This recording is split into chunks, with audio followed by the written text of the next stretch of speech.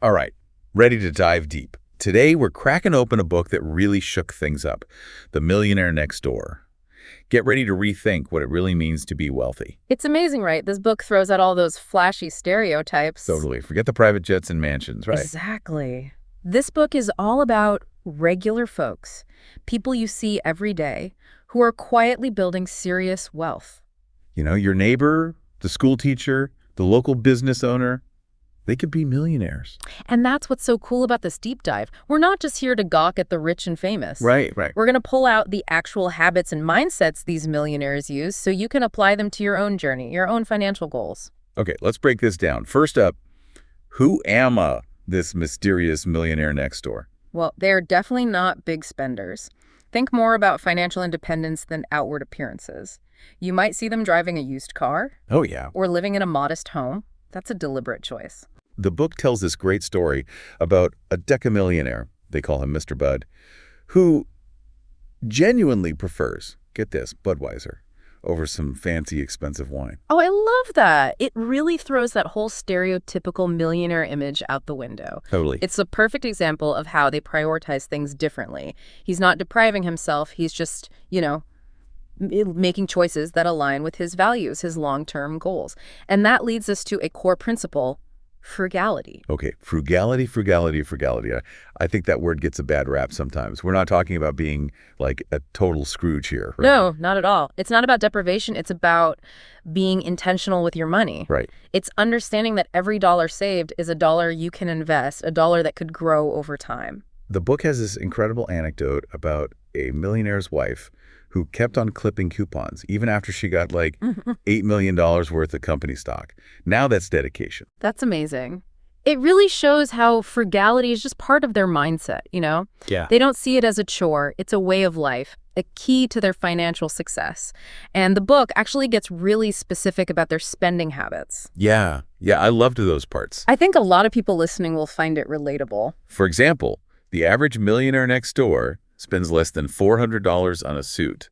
They're bargain hunting. They shop at discount stores. Whoa, totally. They even use JCPenney credit cards. It's all about value, not, status symbols. They understand that a good suit doesn't have to cost a fortune.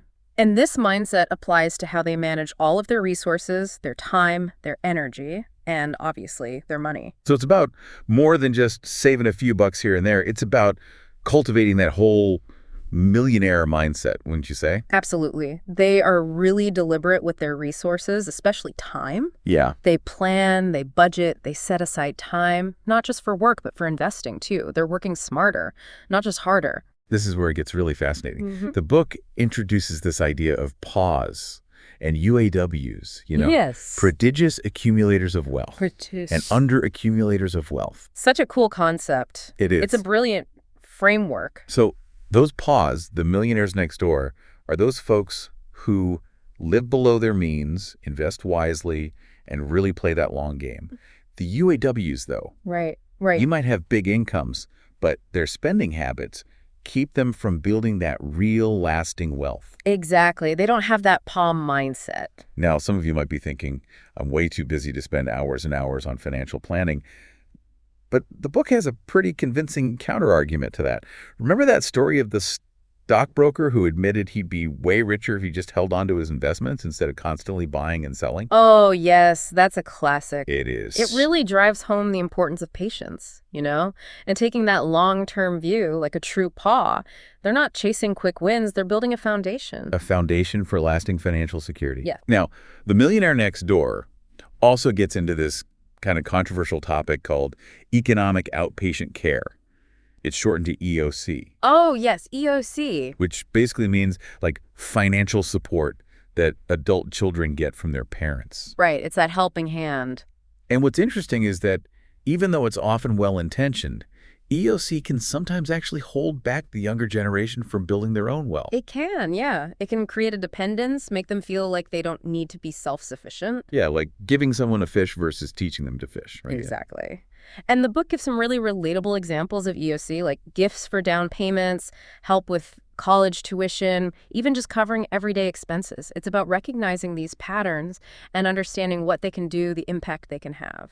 The book compares these two brothers, Henry, who's a frugal teacher, and Josh, who's a lawyer.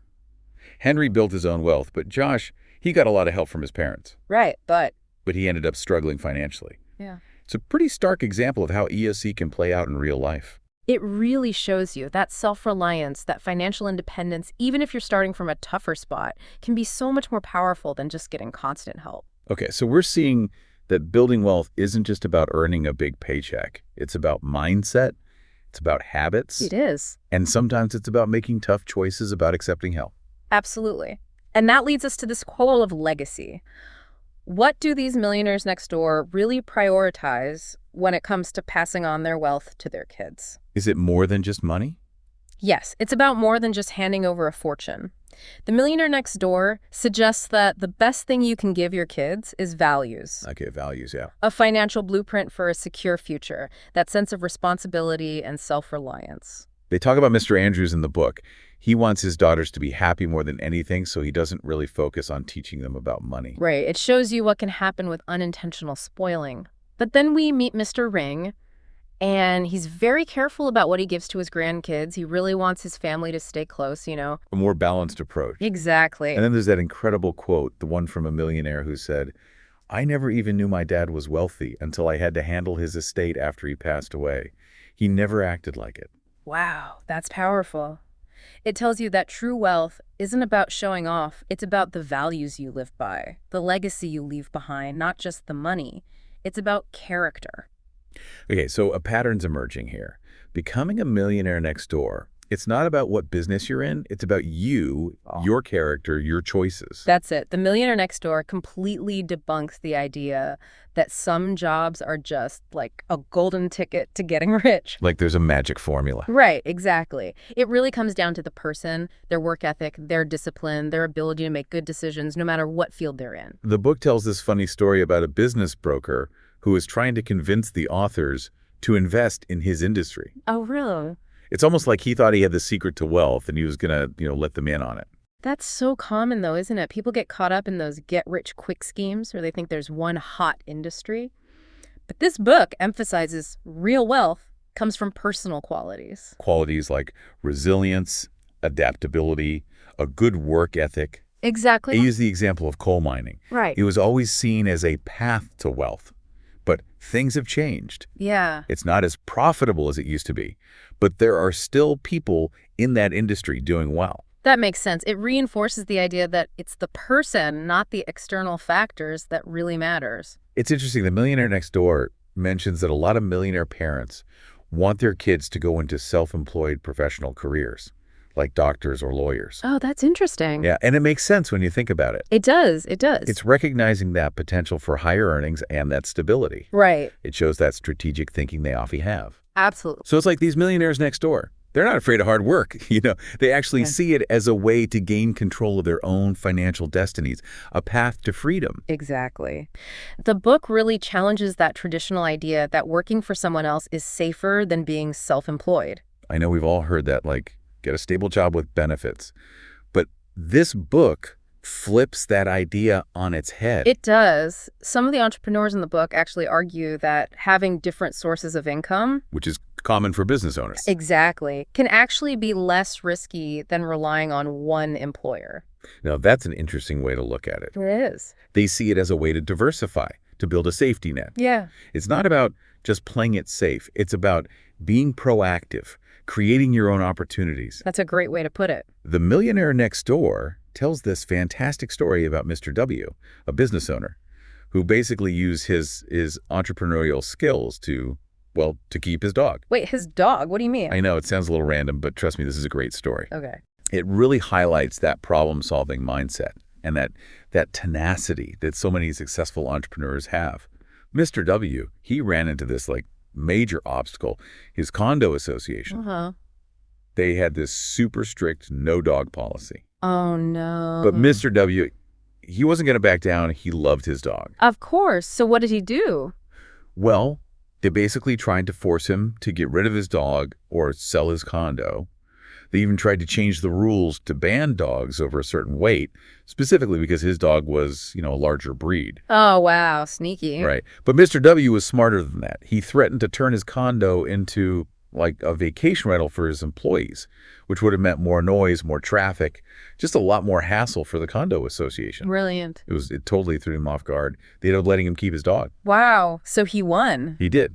He eventually sold the condo because he didn't want to live in such a restrictive place. Yeah, understandable. But the story, it shows you how successful people think differently. They find creative solutions. I love that. It's a different side of wealth building, that courage to stand up for what you believe in, even when it seems like an uphill battle. It's inspiring. It is. These millionaires next door, they're not just about money. They're about values and doing what's right. It's a good reminder that wealth isn't just about the numbers in your bank account. It's about having the resources and the freedom to live a life you believe in, a life that aligns with your values. Yeah, and sometimes that means walking away from a situation, even if you lose money, to stay true to yourself. Exactly.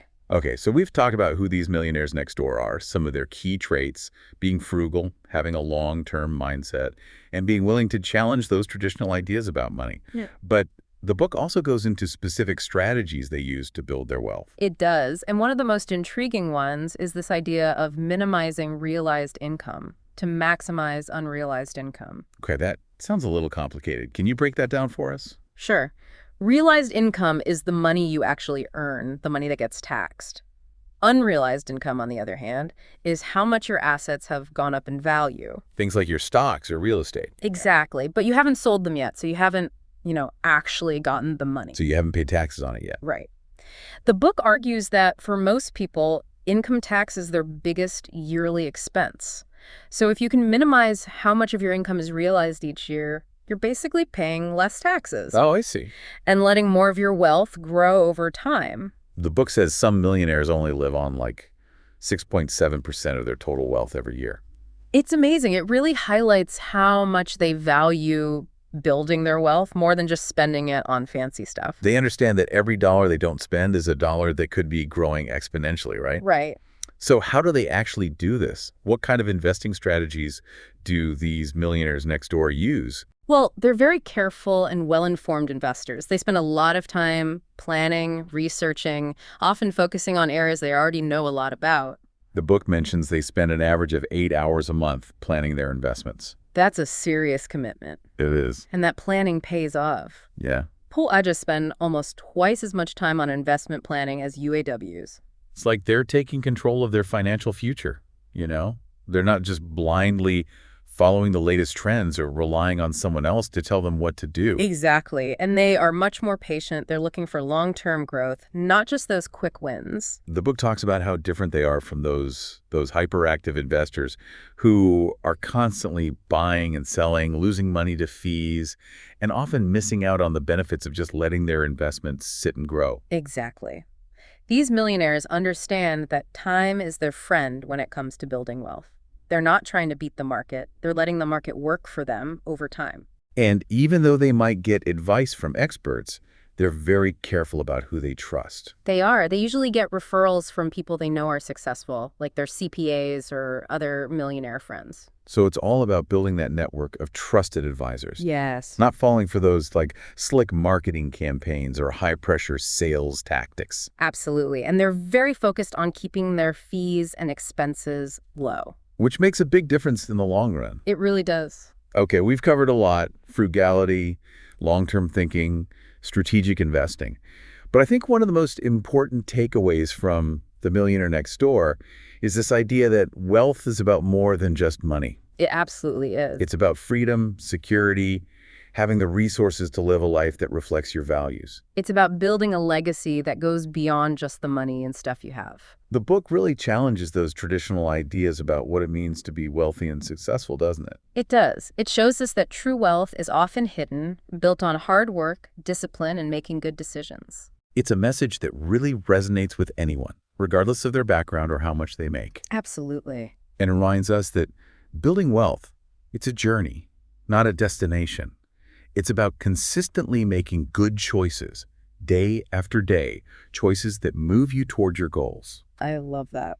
Now, before we move on, I want to come back to this idea of economic outpatient care, EOC. We talked about it before. Yeah, EOC. But I think it's worth digging a little deeper. I agree. It's definitely something that sparks a lot of interesting debate. And while, like you said, it usually comes from a good place, The book makes a strong case that it can sometimes do more harm than good. Yeah, it can make it harder for the people receiving the help to become financially independent. Exactly. It's like that old saying, give a man a fish and you feed him for a day, teach a man to fish and you feed him for a lifetime. I love that analogy. It's so true. And the book explores all the angles of this, Yeah. It looks at the possible downsides, how it can create a sense of entitlement or discourage people from taking care of themselves. And it also looks at the impact on the people who are giving the help. Right. Sometimes they end up hurting their own financial situation to help their kids. Exactly. So it's definitely a balancing act. Yeah. And the book encourages us to really think about the long-term impact of these financial decisions, both for the giver and the receiver. It really raises some key questions about the best way to support our loved ones without making them dependent on us. The book compares those two brothers, Henry, the frugal teacher, and Josh, the lawyer. Yeah. Henry built his own wealth, but Josh, even though he made more money, he relied on his parents, and he struggled. Right. It shows how powerful self-reliance can be, even if it means starting with less. Yeah, Henry, even though he didn't make as much, he built his wealth because he was careful with his money, invested wisely, and made choices that helped him reach his goals. Josh, though, he never really developed that same financial discipline because he was used to getting help. It really highlights that true wealth comes from within, from that sense of self-sufficiency and making smart choices. Absolutely. The book also questions some of those assumptions we have about jobs and wealth, like that myth that certain professions are a surefire way to get rich. Right, like just because you have a certain job title Exactly. doesn't mean you're automatically going to be wealthy.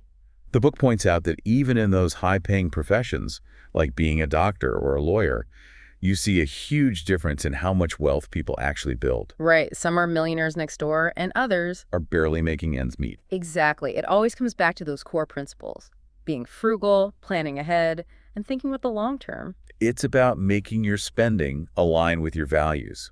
The book really emphasizes that point, that true wealth isn't about keeping up with the Joneses. Oh, no. It's about living a life that's meaningful to you, regardless of all the material stuff. I love that. Okay, so let's shift gears a bit and talk about how The Millionaire Next Door has influenced the way we think about wealth in general. It really shook things up when it came out, didn't it? It challenged all those existing ideas about what it meant to be wealthy in America. It did. It showed us that a lot of millionaires aren't actually those high rollers living the life of luxury. Exactly. It busted that myth wide open. Instead, they're often living pretty modestly and prioritizing financial security over fancy cars and big houses. And it really got people talking about how important it is to be financially literate. Yeah, to understand money and take personal responsibility for building wealth. Right. And you can see the book's impact on how financial advisors work with their clients, too. Oh, that's interesting. How so? It shifted the focus to planning for the long term and building wealth, not just chasing those short-term gains. It seems like the book's message is still very relevant today. More and more people are embracing frugality and making conscious spending choices. It's become a classic for a reason. It's inspired so many people to take control of their finances and build a legacy for themselves and their families. Okay, let's get down to brass tacks. What practical advice can our listeners take away from The Millionaire Next Door and put into action today? That's the golden question, isn't it? The book is packed with great insights, but I'd say one of the most fundamental is the power of planning and budgeting. It's about being in control of your money, right? Yeah. Making intentional choices instead of just letting it slip away. Exactly. The Millionaire Next Door really emphasizes making a detailed budget, tracking your income and your expenses no matter how much or how little you have. It's about knowing where your money is going so you can figure out where to save. It's like that saying, what gets measured gets managed. Right. You can't improve something if you don't know where you're starting. Exactly. Once you have a clear understanding of your finances, the book suggests setting specific financial goals and making a plan to reach them. So it's not enough to just say, I want to be rich. Right. You need to define what rich means to you, how much you need to save, and the steps to get there. They even recommend putting at least 15% of your pre-tax income into investments. Consistently, right? Consistently, yes. It's a And, key part of their wealth-building strategy. but it's not just about putting money aside, it's about making that money work for you. Absolutely. The Millionaire Next Door really encourages people to learn about different investment options Okay. and to seek advice from professionals if they need it. But it also stresses how important it is to be in charge of your own decisions when it comes to money, not just blindly following someone else's advice, no matter how well-meaning they are. That's such a key point. It's about becoming financially literate, really understanding the basics of investing so you can make informed choices that work for you and your level of risk. Absolutely. Another big takeaway is the importance of frugality, right? We talked about it earlier, but it's worth repeating. Being frugal doesn't mean being cheap. No, not at all. It's about finding value, making choices that will benefit you in the long run. The Millionaire Next Door gives some great practical tips on how to live frugally without feeling like you're missing out. Like what? Give us some examples. Well, they talk about buying used cars, shopping at discount stores, negotiating better prices for things like insurance and appliances. Okay. Little things like that can add up to big savings. It's about being resourceful and stretching your budget without feeling deprived. Exactly. And here's a big one that can really get people into trouble. Lifestyle creep. What does that mean? It means, as you start making more money, you resist the temptation to spend more to match. So you don't fall into that trap of keeping up with the Joneses. Exactly. Many of the millionaires in the book live pretty modestly, even as they get wealthier. They understand that the secret to building lasting wealth is keeping their spending in check and continuing to invest a good chunk of what they earn. And that leads into another important principle that the book highlights. Yeah. The power of delayed gratification. Yes, resisting that urge to get everything you want right now, and instead focusing on the rewards that come from saving and investing over time. It's about making choices that will benefit your future, even if it means giving up something you want right now. Exactly, like putting money in your retirement account instead of buying that new gadget. Or taking that fancy vacation. Exactly. It's about playing the long game, knowing that those sacrifices you make today can create a much more secure and fulfilling future. And the book also talks about how important it is to teach those same principles to your kids. It really is. It's about helping them develop those values of hard work, financial responsibility, and that long-term perspective. Give them the tools and the mindset to build their own financial future. Right, not just handing them a bunch of money. Exactly. And it all starts with setting a good example. Kids learn from watching their parents, so if you want them to value these things, you have to live by them yourself. Okay, we've talked about a lot of practical advice, but I think one of the most inspiring things about The Millionaire Next Door is that it shows us anyone can build wealth if they're willing to put in the work. It's a message of hope, isn't it? It is. It's about realizing that wealth isn't just for a lucky few. It's something anyone can achieve if they have the right mindset and develop good habits. And it's a good reminder that building wealth isn't about reaching a specific number. It's a journey. It's ongoing. It's about constantly making good choices that line up with your long-term goals. I love that. Now, I'm curious, what are your thoughts on the book's take on economic outpatient care? Do you think it's always bad for financial independence? Yeah, or are there times when it can actually be helpful? It's complicated, right? It is, yeah. Every family is different, and everyone's financial situation is unique. There's no one right answer. Right, but The Millionaire Next Door definitely gives us a lot to think about. It does. It helps us approach those conversations in a more thoughtful way and think strategically about how we can support the people we love without holding them back from building their own financial futures. I agree. Okay, we've covered so much today, but there's always more to explore. Here's a question to think about as we wrap up this first part. The book focuses on minimizing realized income.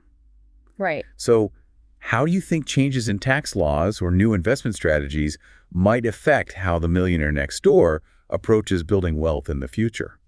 That's a great question.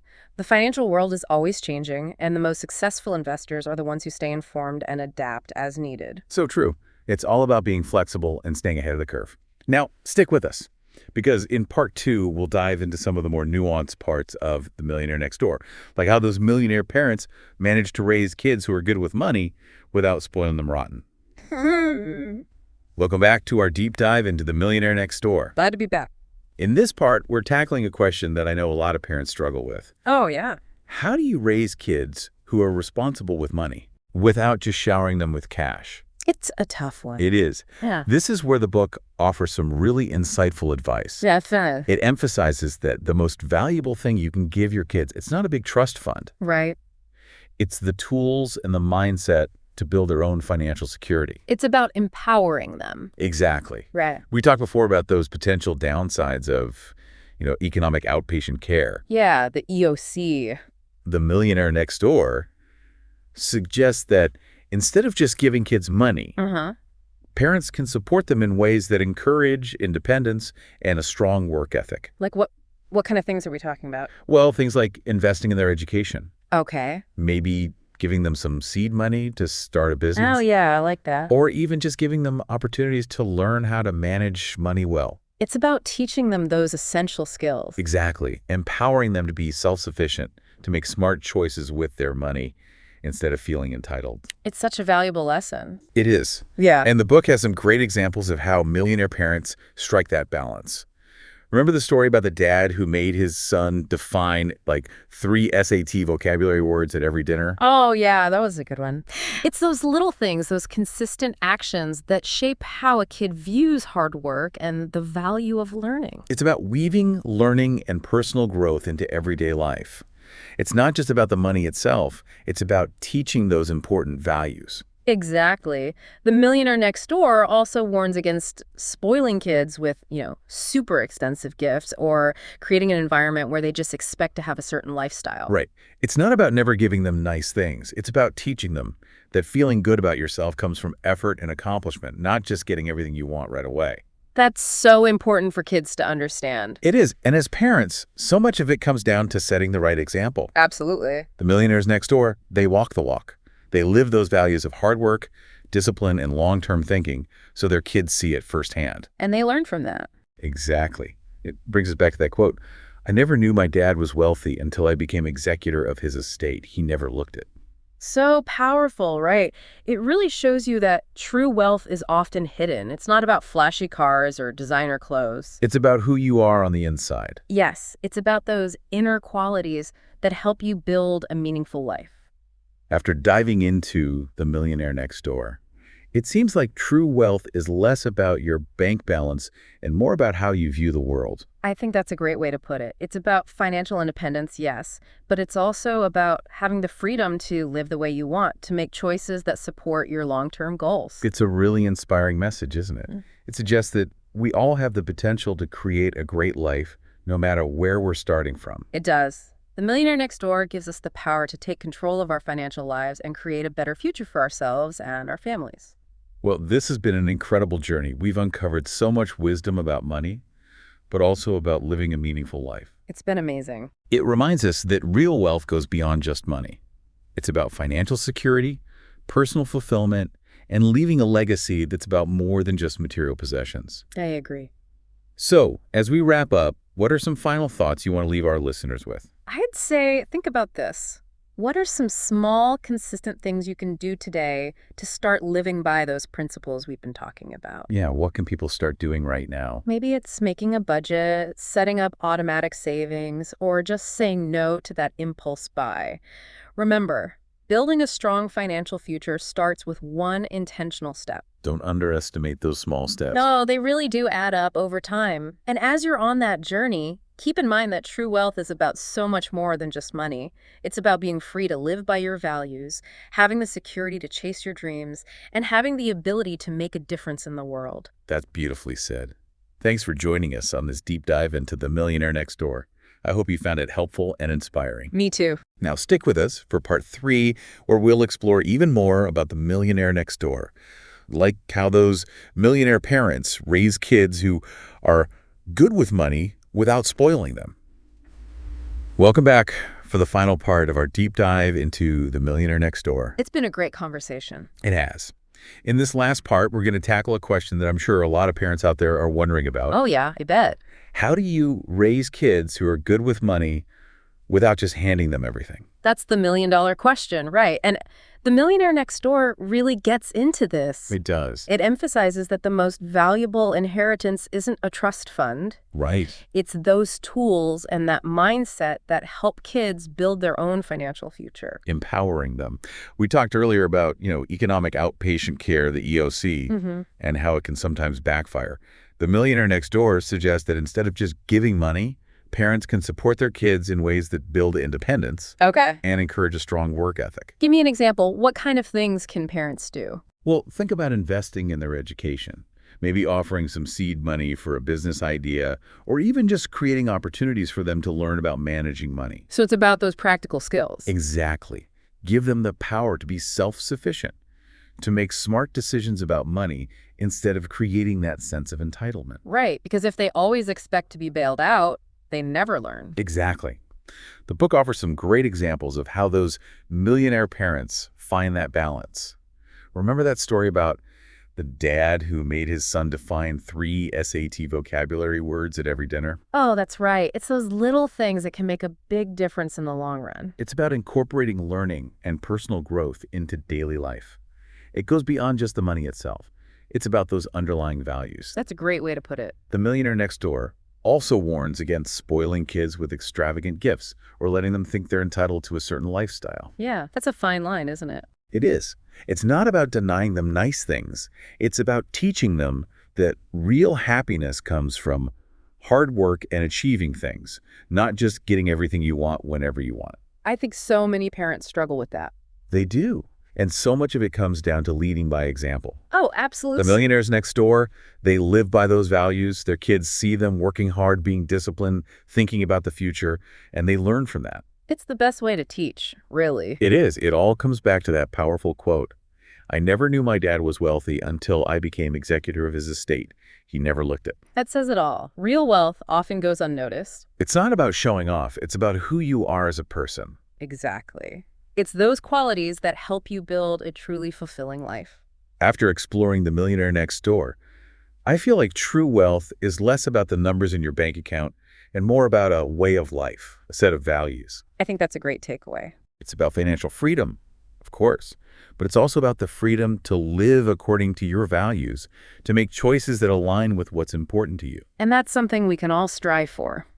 It really is an inspiring message. It is. It tells us that we all have the potential to create a good life, no matter where we're starting from. Absolutely. The Millionaire Next Door shows us that we have the power to shape our financial futures and build a better life for ourselves and our families. Well, what an incredible journey this has been. We've learned so much, not just about building wealth, but about living a life of purpose. It's been an eye-opening experience. It has. It reminds us that true wealth goes beyond just the money. It's about financial security, personal fulfillment, and leaving a legacy that's about more than just material things. It's about creating a life of meaning. Exactly. So as we wrap up this deep dive into The Millionaire Next Door, any final thoughts you want to share with our listeners? I just encourage everyone listening to think about this. What small, consistent actions can you start taking today to live by the principles we've been talking about? Yeah, make it real. Right, exactly. Maybe it's creating a budget, setting up automatic savings, or just saying no to that next impulse buy. Every journey starts with a single step. Those small steps, they really do add up. They do. And remember, true wealth is about so much more than just the dollars and cents. It's about having the freedom to live by your values, the security to chase your dreams, and the ability to make a difference in the world. Couldn't have said it better myself. That's it for our deep dive into The Millionaire Next Door. Thanks for joining us. It's been a pleasure. We hope you found it as inspiring as we have. Keep those minds churning, and remember, the path to a brighter future starts with knowledge, discipline, and that commitment to building a life of true wealth. Did you get any of that?